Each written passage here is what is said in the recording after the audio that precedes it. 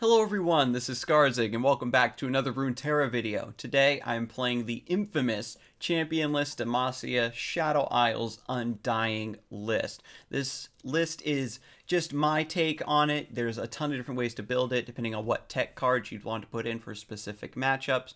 But it's a lot of fun to play. I was definitely super slow on the uptake when it came to actually getting around to playing it. Has fantastic matchups, of course, against Anivia and the Karma Ezreal deck that everybody is struggling against right now. So if those are the lists that you're primarily running into on the ladder, definitely pick this up and put it in your back pocket to help you out in those dire times.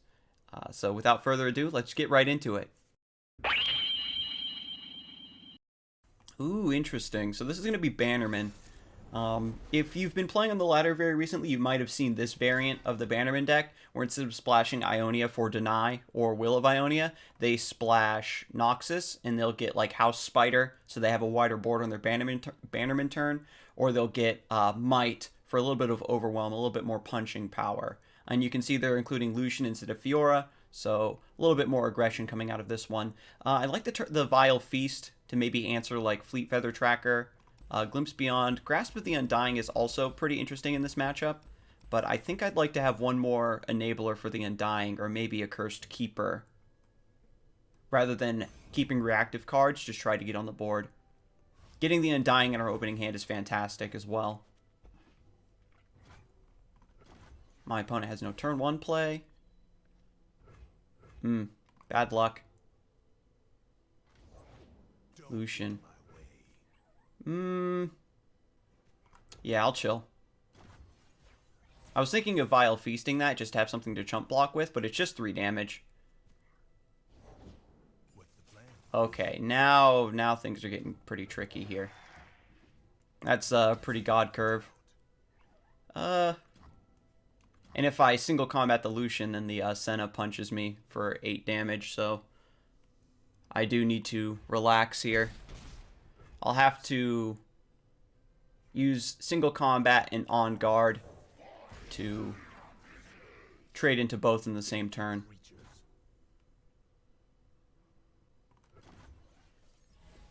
With on guard, I think we might be able to set this up. We do have Vile Feast to counteract like maybe a barrier of some kind. Now, this is very important. We need Lucian to die first, because Senna, just this single copy of Senna will flip, rather than the other way around. And the 3 attack still lines up against Senna's power. So, crisis averted with on guard. And we get to play the Redeemer here. Remitter's nice. Since we have the Undying set up, we'll have to tank another 3 damage, 4 damage rather, with the War Chef. Single combat is pretty interesting here. I think I like that line. If my opponent just open attacks, we can trade and then single combat the Lucian.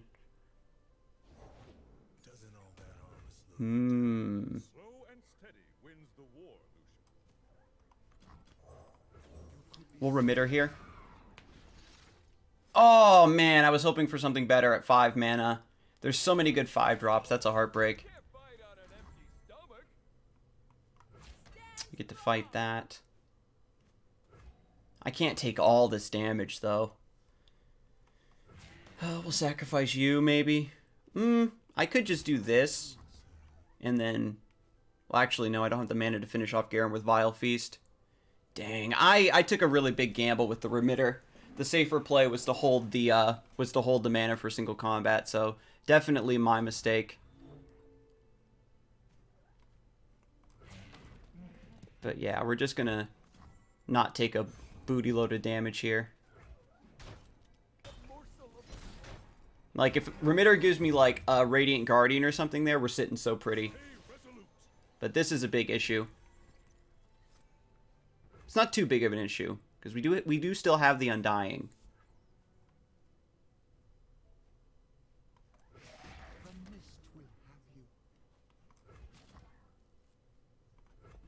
We can attack here. My opponent doesn't have mana for like Judgment or something weird. Back to back. Okay. So I'm going to single combat the Lucian. This allows me to kill the Lucian without the Garen getting the second strike from the back-to-back. I can Chronicler of Ruin the Vanguard Redeemer so that it basically heals it and I get to draw a card.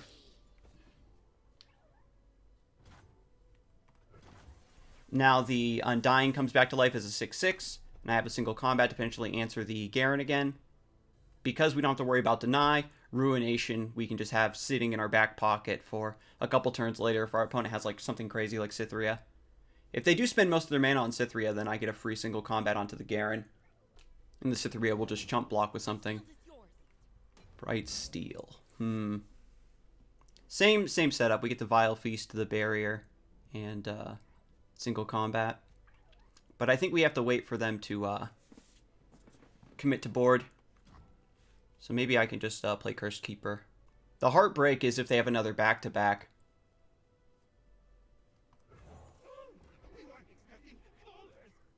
But we'll see. I'll have to do the... Bannerman. Okay, we're still in range with the Undying, so I'm feeling good about this. We can pass.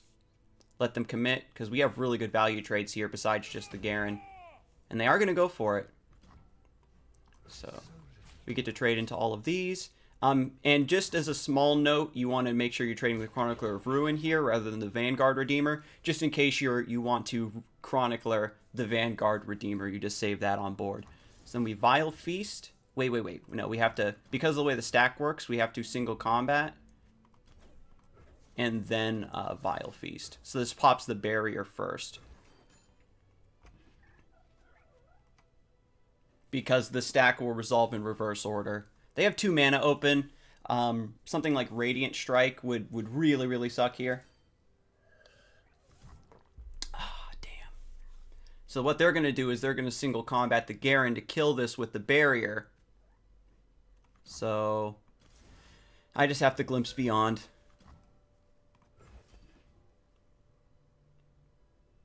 Unfortunate. What are we at? 1, 2, 3, 4, 5, 6, 7, 8. We're going to be 1 off Ruination. Actually, yeah. Maybe I'm supposed to hold my mana there so then I can Ruination next turn. Just let that single combat go through, because Garen levels up no matter what.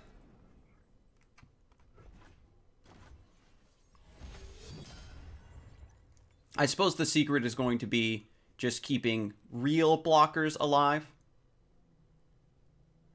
The big issue is might. Typically, you know, against a Bannerman deck, as long as you can chump block their things, it's not a big deal. Cytherea makes it so that we can't block with this spider, though.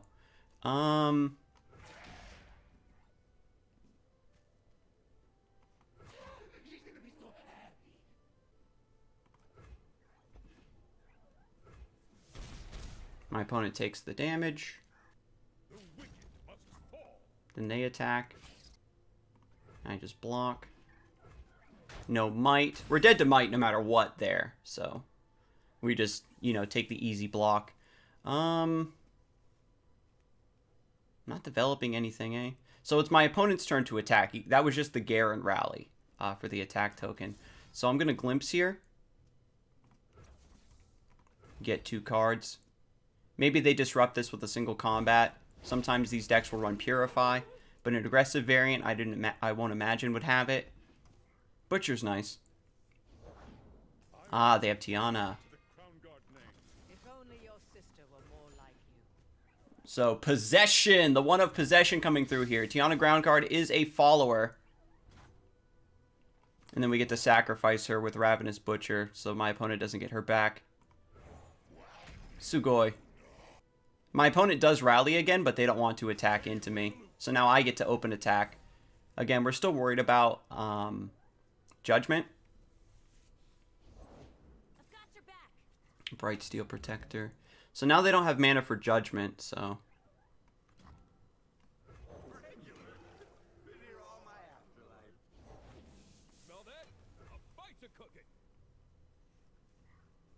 And again, it is my opponent's attack. You have to be careful when, like, Garen and Tiana and your opponent's rallying to keep proper you know, to keep proper track of the attack token and whatnot.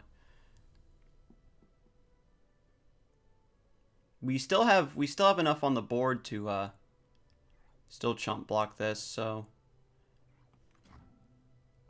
I think I just glimpsed this, to be honest, because I can't block.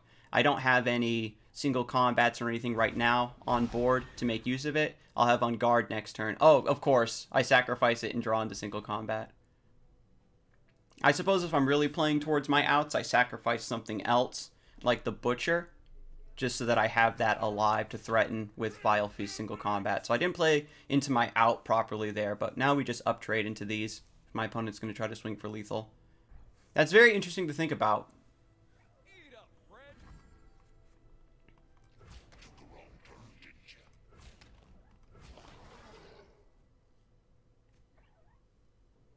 We're dead to might no matter what, so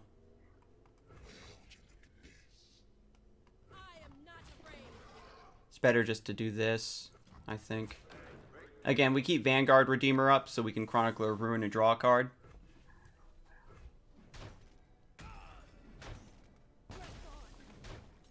We're barely hanging in there, but we have the inevitability of the Undying just as a fat, repeatable attacking body.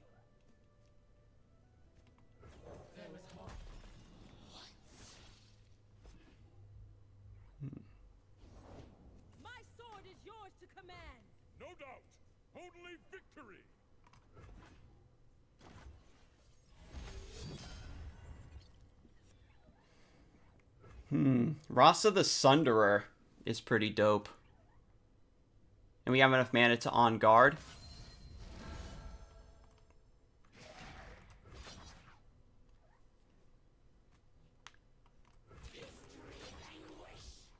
If my opponent Judgments here, the Undying will still tank through it and kill the Garen. Excellent. So now my opponent does still get the rally token from Garen. And we do have real blockers in play. I'm going to pass. Yep. Because my opponent draws a unit off of the Redeemer, we know that they're going to spend more of their mana to develop onto the board. They have to. So my opponent doesn't have any units left to use this token, but the attack still goes back to them at the end of this round. And, you know, I have Tiana in my deck, so if I top deck Tiana Ground Guard, then we're good to go. Yep, so they top decked a spell. I wonder what their Noxus card was. I think they just might have gotten super unlucky, didn't get the Might, because we were dead to Might for a long time there. And as I mentioned earlier, I think the line where I save my mana on that second single combat in order to, or rather on the Vile Feast or whatever it was, in order to just Ruination, was probably the proper line. Karma Ezreal. And so this person is playing up into us from Platinum. Curse Keeper is kind of nice to have early. Keeping Glimpse Beyond is very interesting. It's very unlikely we would get the card draw because of things like Mystic Shot to interrupt. So I think I just want to...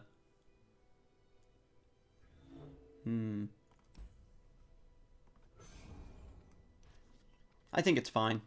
Oh, wow. Alright, so change of plans. We're doing Cursed Keeper into Chronicler.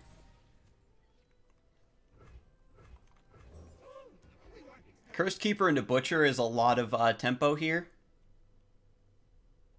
But the thing is, if I Butcher, then they just Mystic Shot the 3-2 and I only get 4 damage. Whereas the Chronicler of Ruin is going to give us better long-term value.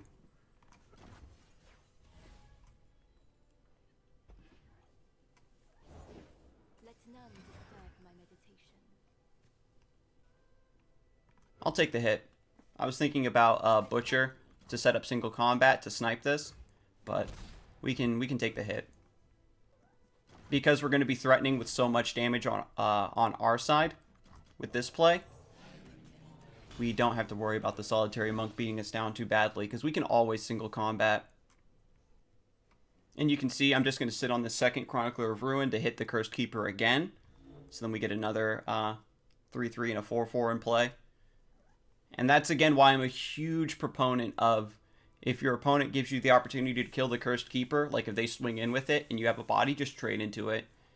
You're going to have to deal with the 4/4 anyway, so just take away their Butcher value, their Chronicler value, their Glimpse Beyond value. I wonder what my opponent's waiting on. Okay.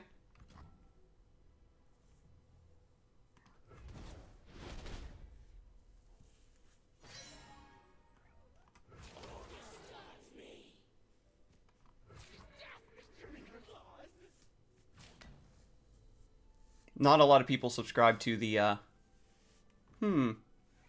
So, I have the opportunity to single combat here, now that my opponent's used all of their mana. We get to kill that, save our 4/3. And they lose out on the target for the Mystic Shot. Slows down Ezreal ever so slightly. Another Chronicler. I'd really like to see Undying. Like, if this was... The Cursed Keeper gives you a little bit more obvious, like, upfront stats, but the Undying is more problematic for the deck to deal with because the removal becomes less effective. So we Chronicler the Cursed Keeper.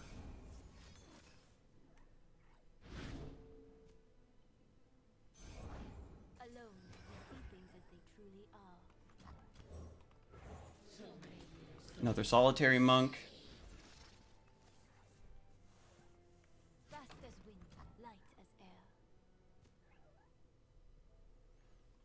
So again, my opponent has spent all of their mana, so I can safely glimpse the Cursed Keeper. I'll save the Butcher, I think.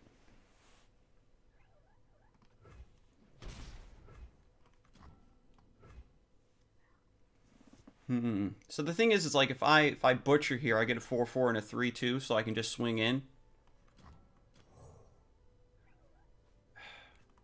This is the more aggressive line. The Butcher gets cleaned up by like Mystic Shot and stuff pretty easily, why it doesn't seem that good on its face. But we can always float the mana and Glimpse Beyond later after our opponent has committed the removal rather than doing it preemptively.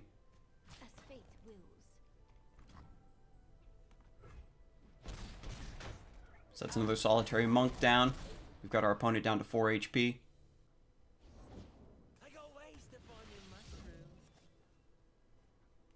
So, an interesting play here would be to Glimpse Beyond my 3/3 rather than the 3/2. Oh wait, no, the Redeemer's already active. I was going to say, in order to activate Redeemer. But, draw a card off of that. Ah, Thermo. Okay, we get to glimpse anyway. Very nice. The thing is what I was trying to say is if you glimpse your 3/3, then they can't interrupt it with a potential Mystic Shot.